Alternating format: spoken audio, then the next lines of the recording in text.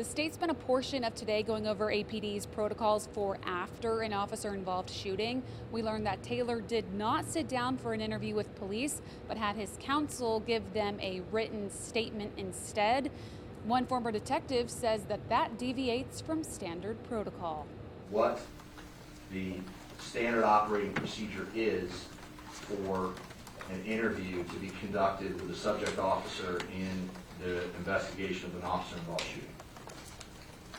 An officer or that subject officer comes in with the representation.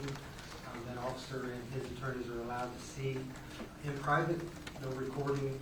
However, Sergeant Dan Mireles says that didn't exactly happen with Christopher Taylor. He says when Taylor and his legal counsel arrived to view the videos, only the attorneys ended up doing so. Taylor left the room and instead offered a 6-page statement of the events. That statement was read out loud in court. Perceiving this threat, I fired my rifle, attempting to hit Ramos in the head to ultimately stop the deadly force threat.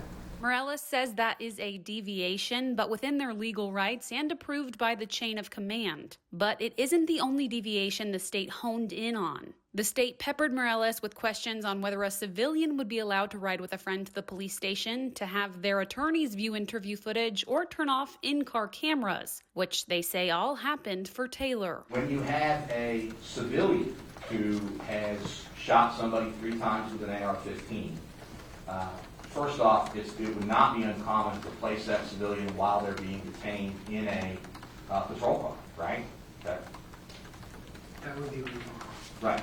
And when you detain that civilian in that patrol car, you would leave what running? Normally, video cameras in a standard police unit would be running. Court got out early today, so the defense has not yet cross-examined Sergeant Mireles, but we are expecting to see that on Monday morning. Jessica Taylor, CBS Austin News. Thank you for watching. Please hit the subscribe button and get the latest news by downloading the CBS Austin News app.